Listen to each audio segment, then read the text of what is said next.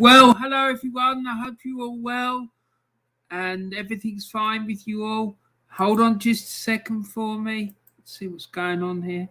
Right, yeah, so nice to see you all. I hope you're all fine and having a great day and healthy and all the rest of it. So today I'm here because I'm going to review Arsenal's match against Leicester City on Saturday lunchtime. The picture there for me tells its own story. That tells you almost everything you need to know about that game. Aaron Ramsdale making an absolutely spectacular save. For me, he was by far and away Arsenal's best player in that game. And that save was just absolutely phenomenal. But anyway, let's get into it and see how we go. And there's chat coming already. That's brilliant. And it's the one and the only James Dunlop. Hi, James. How are you? He says, hi, Warren. I hope you're well. I'm good, mate. I'm good, thanks. I'm looking forward to your game tonight up at Wolves. How are you feeling about it? I hope you managed to get the win that you need. I think it's a much-needed victory for Everton, that one. And there's Taib Hussain is here. Hi, Taib. How are you, sir? I hope you're well, mate. He says, hi, Warren. Seems like Conte is going to Spurs. We still have an idiot in charge. Laugh out loud. Yeah, unfortunately. We'll see. And then DrawnByDre has joined us as well. Hi, DrawnByDre. Nice to see you. Thanks for popping in. Hey mate, how you doing? Yeah, I'm just gonna get the BBC website up to see if there's any news. I'm sure there is on there about Nuno being sacked. Because I heard a while ago, I was watching Old School Gunners broadcast when he was going on about this. So let's have a look and see what it says on the BBC website. Let's have a look. There's some reaction on there.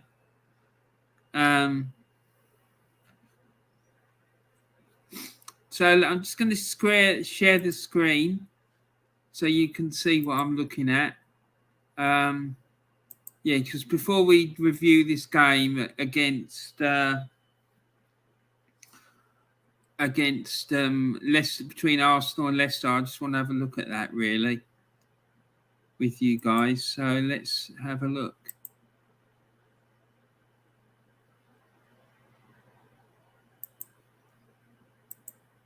Right, okay, so here we go. You can see it there. Yeah,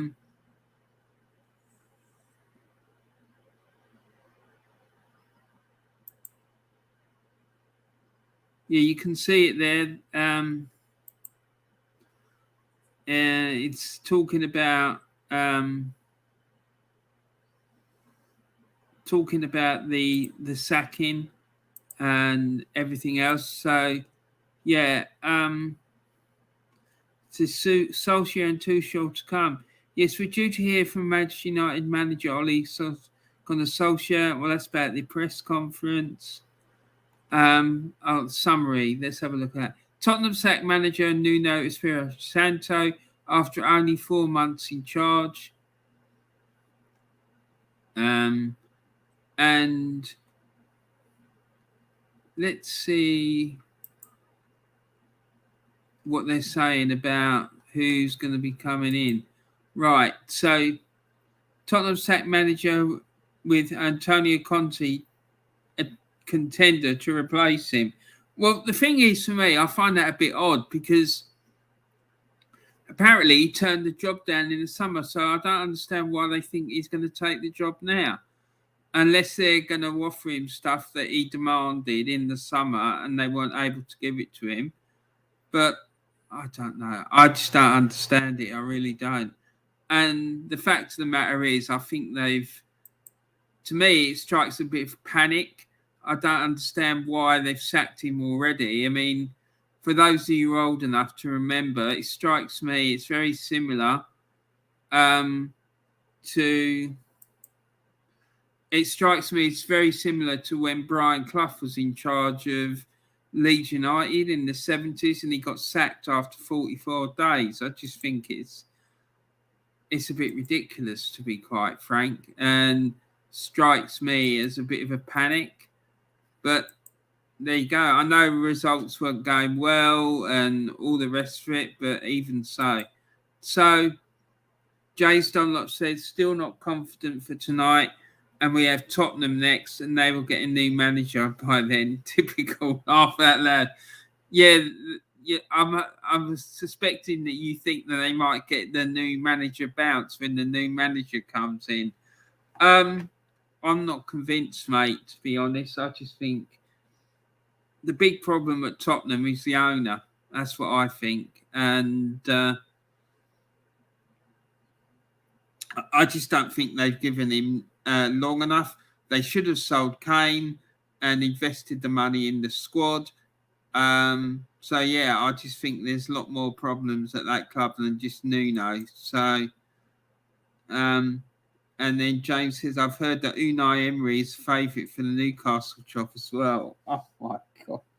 Can you imagine if he got the Newcastle job and he came to the Emirates with Newcastle and they turned Arsenal over again and he schooled Arteta again? That would just be unbelievable. I'd love to see Terry's face if that happened. I really would. And Taib says Spurs will get top four with Conte and even better the next season. Yeah, I think you're right, mate. I think they would. I am worried about them getting Conte because I think he'll do a good job for them. And Taib says James Emery would be good at Newcastle. I think he would. I think he's a quality manager, and I think Arsenal pulled the plug on him way too soon. That makes me think they didn't want him to start with. James Dunlop says, I think so too, Taib. I think he will.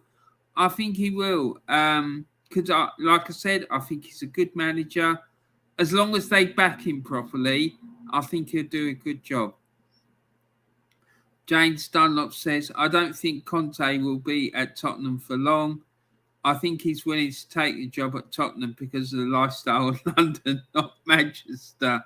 Well, yeah, maybe that is if it is true and he does want to take the job, because I'm not convinced he's going to take it. I'm really not. So, but we'll see what happens. Anyway, so onwards with this match review.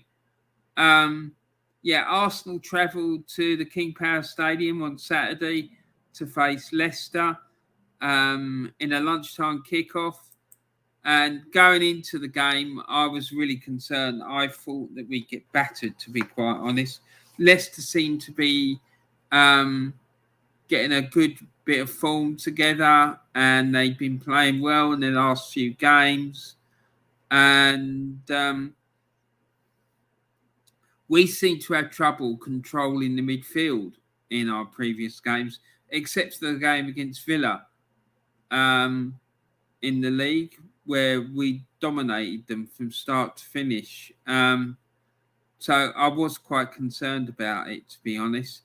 But I couldn't have been more wrong. We played really well, and I saw a lot more defensive discipline from the team. I'm talking about the attacking players who were helping out with ensuring that we didn't get overrun in the midfield. So the lineups for the two sides were, as you could see on the screen there.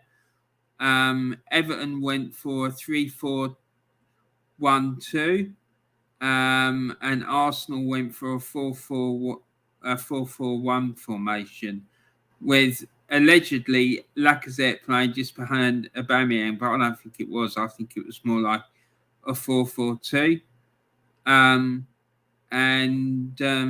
I think Aubameyang and Lacazette play really well together. I really do. I don't understand why people think that it can't work. And then James Dunlop says, what helped you guys was the two early goals. I was not only impressed with Ramsdale, but how well you kept your shape defensively. Yeah, and how that's true. And I was impressed with the way that the forward players this time, and we didn't do this against Brighton or Burnley, they got involved in the midfield battle as well. So, well, except for one notable exception who came on as a substitute, yeah. So you're absolutely right, James, about that. The two early goals did help because we started the game really quickly, and we were on top in the early part of the game. And as the game wore on, I think Leicester started to come into the game more. But I've made some notes while I was watching the game, and I'm gonna go through that in a minute. So then, during the course of the game, Arsenal made 3 substitutions. Martin Odegaard came on for Lacazette, and Nicolas Pepe came on, and Said Kolasinac came on, and Saka went off, and Emil Smith-Rowe went off as well. So, yeah, that was the formations and substitutions. Now, during the game, Leicester, as you can see, this is the match stats for the game. Leicester had 16 shots as opposed to Arsenal's 9. They had 8 shots on target and we had 5. The possession stats were 65 for Leicester, 35 for Arsenal. Leicester made 621 passes. We had 342. They had an 87% pass accuracy as opposed to our 76%.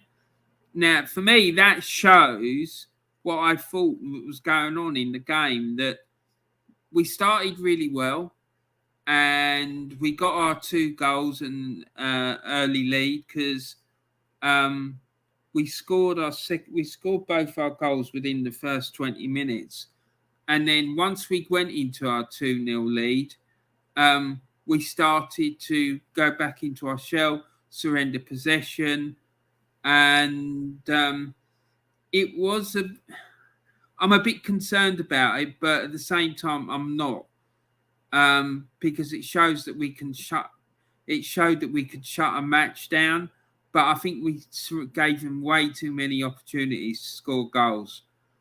So as you can see in it, at half time, we only had 37% possession, but then it has been proven in recent years that having a lot of possession doesn't necessarily result in a victory. So take that what way you want, really.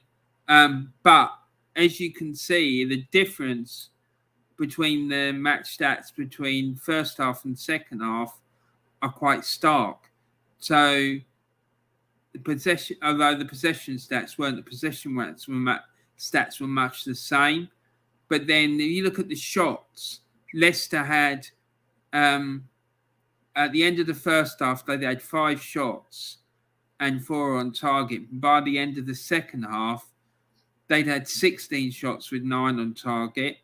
And by the end of the game, we'd gone from having 5 shots on target and 4 on target to having 9 shots, and we only had 1 further shot on target in the second half. So that is quite, that sort of shows you really what you need to know. But I'm just going to go through. Let's go and have a look, see if there's any more chats. After I've done that, I'm just going to quickly go through my notes about the game. Tottenham, by the way, can forget getting Conte. They have Ronald Koeman or Roberto Martinez. I think that would be a good shout for them to go for Roberto Martinez.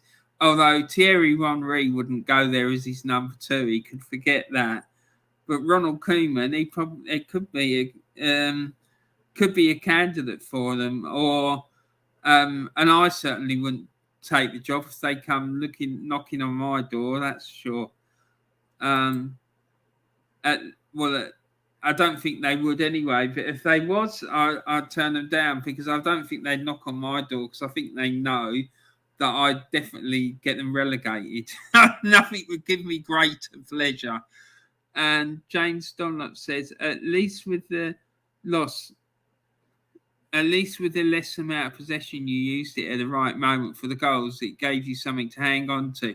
Yeah, because in the first 20 minutes, I thought we were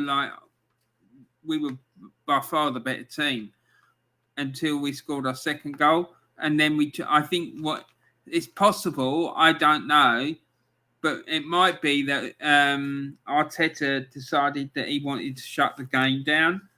And that would be, for me, that would be a very welcome improvement. And, to his in-game management, because it's been pretty poor. Let's face it, for near enough the last 2 years. I'll tell you something funny, says James Dunlop. My mate texted me saying that he wants to apply for the Soccer Saturday job. My response was, no way, that's my job. Laugh out loud. Yeah, exactly, mate. You get in there and apply for it.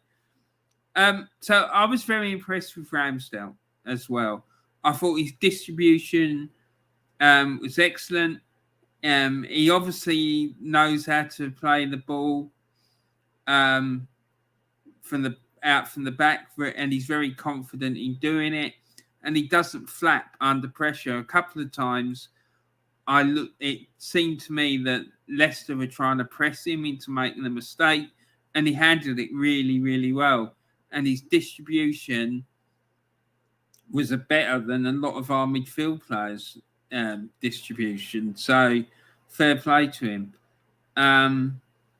Then the thing is, this business about playing out from the back, I have to say, I don't like it. It's only a matter of time before someone starts conceding as a consequence of doing it. I mean, it nearly happened at Anfield on Saturday with the goal that Liverpool got disallowed. And I think it's going to really hurt someone before long, because someone is going to concede through it. And I noticed as well that, like, during the first half, like, both sides were able to run through the midfield without too much hassle. There wasn't a lot of disruption of possession once teams were going through the midfield. I don't think that our pressing was aggressive enough to win back possession after we went 2-0 up. Like, I remember back in the day, particularly when the Invincible team, like when the opposition used to get the ball, we would then go back and almost regain possession almost immediately. The good thing what I liked about as well was our play was that our fullbacks were whipping in crosses. And the other good thing was that after we did go 2-0 up, the players were getting back into shape, and we were able to get numbers behind the ball, making it difficult for Leicester to play through us to create openings, which was something that didn't happen at Brighton in the game there recently. Also, Thomas Partey, some of his distribution in the first half particularly was excellent. I mean, particularly his vision and his distribution forwards. But sometimes there was a couple of passes that were a bit too heavy. But other than that, I was quite impressed with him, really. And then, like I say, the dropping back into a defensive shape, a very defensive shape, it worried me because I think we surrendered far too much possession, and against a better team, you know, like a Liverpool or a Chelsea or a Man City, I think we'd get unpicked, to be quite frank. I might be wrong, but I think we would. And then the second half,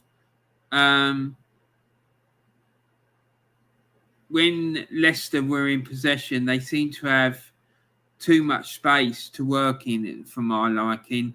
I would have liked, what I mean by that is when they had possession of the ball, they looked like an about 10 yard space around them before they had plenty of time on the ball to do what they wanted. And what I would have liked to have seen was us pressing them far more aggressively when they had possession of the ball. And that's what I'm talking about with this business about being more aggressive with the press. I would have liked to have seen that happen a lot more. And going, but having said all of that, I did think we did get good numbers behind the ball, and we didn't necessarily allow them to dominate our midfield. Like when we played at Brighton, it almost seemed that they were able to create chances at will, and they were very unlucky not to score at least one or two in that game. And that didn't necessarily seem to happen this time. It did happen, but it wasn't as profound as what it was at Brighton. But going forward, we seem too slow to transform defence to attack. Lots of time when we were in possession to launch an attack, but then the ball would be played backwards again. So what I mean by that is that when we had possession of the ball, we had the opportunity to launch a quick attack, but we didn't. We just slowly passed it around and then back. We need to be a lot quicker with the way we transition from being into defence to going forward. And we've got a chat here. And this is Luca's Life. Big up. Welcome to you. This is Luca's Life. Nice to see you, mate. Thank you very much. And he said, I subscribe to you. Thank you, sir. That's very kind of you. Thank you very much. I hope that you're enjoying the video. And James Dunlop says, big up to Luca. I hope you're well. Yeah, I do too, mate. I hope you're fine. And like I say, I hope you're enjoying the video. And thank you very much for subscribing and coming and checking me out. I'm really grateful. Thank you. Then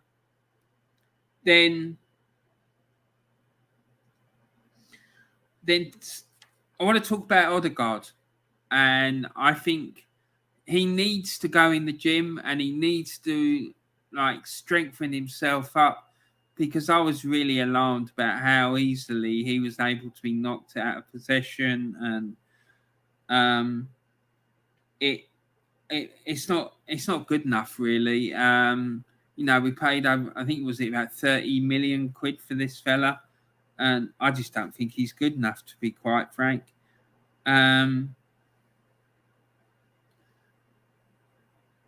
Yeah, and then there was a thing with Odegaard when there was a free kick into the box by Emil Smith-Rowe, and he was running out of the penalty area.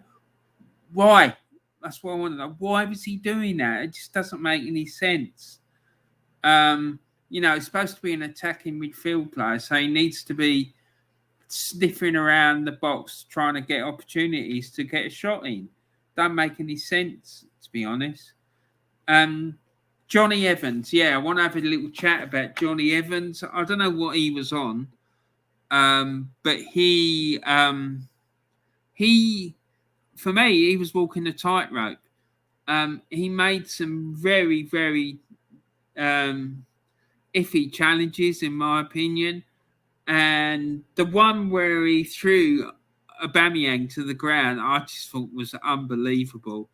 And what I want to know is, if the one that was committed by Laporte on the Palace player was a sending off, then how come this one wasn't? One of those decisions wasn't right. And, you have to question, well, which one was it? Because they were almost exactly the same. One was sent off and one wasn't. So why? I don't understand it. And then there was one last night in the West Ham game as well. I'll talk about that tomorrow when I do my review of the Premier League fixtures for the weekend, because I want to talk about that. Because there was a couple of incidents in that game that I was a bit baffled by the refereeing decisions, to be honest. And then the last thing I want to say, I felt sometimes that our distribution out of defence was a bit wayward. But having said all of that, it was a really good performance. I thought Ramsdale was superb. I thought Lacazette was really good. I thought the way the midfield didn't allow themselves to be as dominated as they were in the Brighton game was really good. And let's not forget, Leicester were in good form going into this game. And we raced into a 2-0 lead. And then we shut up shop and saw out the game for the rest of the match. So that is very encouraging for me. It's a big, big improvement. So, because a number of times down the years, I've seen us not being able to close games out. One match in particular that stands out was that 3-3 game in the Champions League at the Emirates when we were 3-0 up and we were still going gung-ho, trying to get more goals. And what we should have done, in my opinion, was just going, okay, we're going to settle for the 3-0 and shut up shop. And James Dunlop says, smash the likes and subscribe to Warren, guys. Thank you very much, James. Yeah, he's absolutely right. Please do that. Please, if you haven't done it already, please subscribe to my channel. Please press the like button and please share the video around with as many people as you possibly can. That'd be fantastic. James Dunlop says, I've been really impressed with Smith Rowe for you guys. Yeah, he's doing really well. The only thing I'd say about Emil is that I don't want a situation to arise where he gets overplayed, because it worries me, because I think that's what the problem has been with Saka and with Tierney. I just think the two lads are absolutely exhausted because they played nearly every game last season. They went to the Euros and now they were playing again this year, and they've hardly had a break for more than 2 years now. So it worries me. I remember, and I know a lot of it's got to do with the COVID and all the rest of it, but I remember when George Graham was in charge of Arsenal and he was bringing in the youngsters into the team like Rocky and Michael Thomas and what have you. He would either start them and then take them off within about the 65th, 60th, 70th minute, or he would bring them on at that time so that they didn't get burnt out, and he would manage their minutes so that they would be able to play to maintain their performance level and not get exhausted. But that's the only concern I have about it. But I'm hearing talk about Emil as well getting called up for the England squad, which will be a great honour for him. It really will. And spoken word poetry, Jamie Hill says, bonjour to you, Jamie. I hope you're well, sir. James Dunlop says, hi, Jamie. And spoken word Jamie Hill says, Smith Rowe and Saka, two great talents. They are. And we need to nurture them so they don't end up getting burnt out. So yeah, so yeah, I think we did really well on Saturday. I think there's still a lot of grounds for improvement that can be made, but it's encouraging. That's what I'd like to say about that. I thought it was an encouraging performance. I'm very impressed with Aaron Ramsdale, and I hope he continues to improve the way he is, because so far he's been excellent, I have to say. So, spoken word poetry, Jamie Hill says, "I'm good, thanks," and hi, James. So yeah, nice to see you again, Jamie. I hope you're doing okay, mate. And James Dunlop says, "Who have you got next?" We got Watford at home at the weekend. So yeah, that'll be interesting. You never know. I mean, Claudio Ranieri, you never know what's going to happen with him. You just don't. And Jamie Hill says, "I've just woken up. I'm on the Cambridge diet." Well, fair play to you, mate. I hope that goes well. I hope that the Cambridge diet is doing good work for you. I'm on the Warren diet at the moment, otherwise known as a dicky stomach. So there you go. We'll see what happens with that. And James Dunlop says, "Don't do what we did against Watford. You should get the win." I mean, way we've been playing lately, I think we could win the game quite comfortably, but it depends really. I think we look quite defensively solid. So as long as we go into the game with the same attitude as we have done in recent games, I think we will win. The big test for us is going to come in 2 weeks' time up at Anfield. That game is terrifying me, to be honest. But yeah, let's see. And spoken word poetry, Jamie Hill says, "Yes, it is, thanks." Good. I'm glad to hear it, mate. I'm glad to hear it. So, moving on. So, after the game, so as of this morning, this is the Premier League table. So, Arsenal are sitting proudly in 6th place on 17 points, but we still got a negative goal difference, which is absolutely mad, in my opinion. And Leicester are in 10th. They've got a -2 goal difference, and they're on 14 points. And the amazing thing for me is to see that West Ham are up to 4th in the table. They're equal on points with Manchester City, and they're only 4th. The only reason that Manchester City are ahead of them on 3rd is because Manchester City have got a superior goal difference. So that's just wild. So there you go.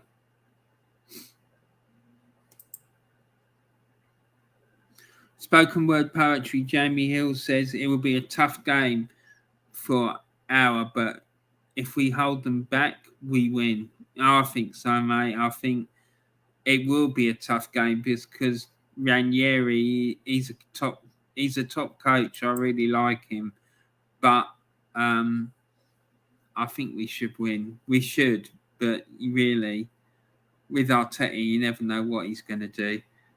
West Ham now level on points with City. It's madness. I think they could get Champions League football this year, either through like finishing in the top 4 or by winning the Europa League. Because that top 4, the 4th spot in that top 4, I think personally is up for grabs. Because I don't think it's nailed on that United are going to get it. I really don't. I know they won 3-0 at the weekend against Spurs, but I think you and I, James, or anyone in this chat could go and manage a team to beat Spurs at the moment. They're just an absolute shambles. West Ham could burn out like last season. They could do, but if they get in the January transfer window, if they make some smart additions, I think that they could do really well. But let's see what they do in January.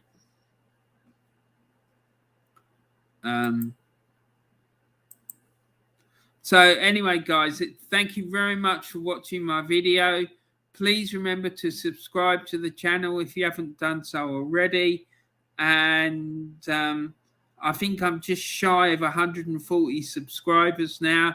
So I'd love to be able to get that to up to 140 by the end of the week, if not sooner. And make sure you pass that video around with as many different people as you can. That would be fantastic. So yeah, thank you very much. Thank you everyone for watching. Now I'm going to do my customary call out shout outs for all the my favorite YouTubers. We've got the old school Gunner. He was on this morning talking about Nuno's sacking, the 3 Pointers TV, a YouTube channel presented by three friends. They did an amazing watch along at the weekend live from the pub when Arsenal played up at Leicester. That was absolutely wild. They were getting the people in the pub to come on the stream and talk about the match. And then there was Arsenal Alex, another really passionate Arsenal fan, does content on a regular basis. And DrawnByDre, he was in the chat earlier. Make sure that you check him out. He does a weekly podcast called the Possession Based Podcast, which is excellent. And then last but not least, the one and the only, the Claude and the Bansta's channel, presented by two guys, one called Diesel, one called Terry. And like I always say, they always end up in massive tear-ups between the two of them about whether or not Mikel Arteta is the right man for Arsenal. And it's absolutely hilarious. The two of them are absolutely fantastic.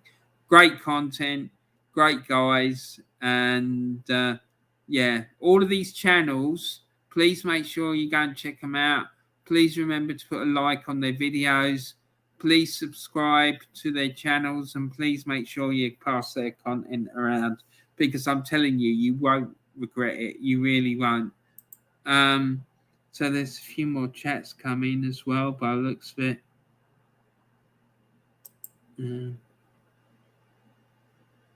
Spoken word poetry, Jamie Hill says, Arsenal are brewing like fine wine. Well, they're certainly brewing, mate. Whether it's fine wine or not, I don't know. But yeah, no, I know what you mean. And he's developing, okay. Whether it's got anything to do with Arteta, though, is another matter.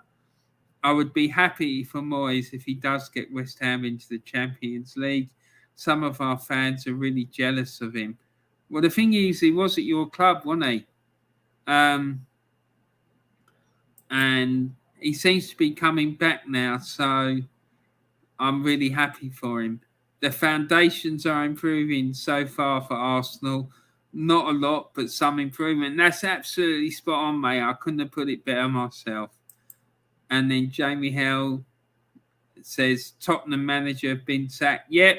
Yeah, we were talking about that earlier, Jamie, and who the next one's going to be. There's a lot of chat that it might be Antonio Conte, but I don't think they'll be able to get him. I really don't. I think it's more likely that they would get someone like the manager of the Belgian coach, Martinez, or maybe Ronald Koeman. He's out of a job at the moment, so they wouldn't have to pay a compensation fee for him. But who knows? Who knows what's going to happen? I think it's just the case at the moment of let's watch this space. So there you go, everyone. That's the end of my match review for the Leicester v Arsenal Premier League clash from Saturday. I hope you enjoyed that. Like I say, don't forget to put a like on the video. Please remember to share it around to as many people as you can. And please remember to subscribe to my channel. That'd be fantastic. Thank you. So yeah, I'm going to go now. I hope that you all have an excellent day, whatever you do. And James Dunlop says, if Tottenham get Koeman, they will be in trouble. Koeman was shambolic at us. Oh yeah, that's right. He was at Everton, wasn't he? I forgot about that. He was shambolic at Everton. I remember he was absolutely dreadful. And then he's been dreadful at Barca. He was dreadful at Barca as well. Yeah. So hopefully he does get the job then. I'm joking. But cheers, Warren. See you soon, says James Dunlop. Thank you, James. Thank you, everyone else, for tuning in. Thank you to Spoken Word Poetry, Jamie Hill. And thank you to This Is Luca's Life, who's a new subscriber to the channel. Thank you to Taib and DrawnByDre. It was fantastic to see you all. Thanks for joining in the chat. And I'll look forward to seeing you all again very soon. I'm probably going to do another video tomorrow, like a Premier League review. I look back at all the matches over the weekend, so keep your eye open for that. But anyway, thanks for tuning in. Make sure you spread some love and friendship around the world and keep talking. And I look forward to speaking to you soon. Take care, everyone. Thanks a lot. Cheers for now.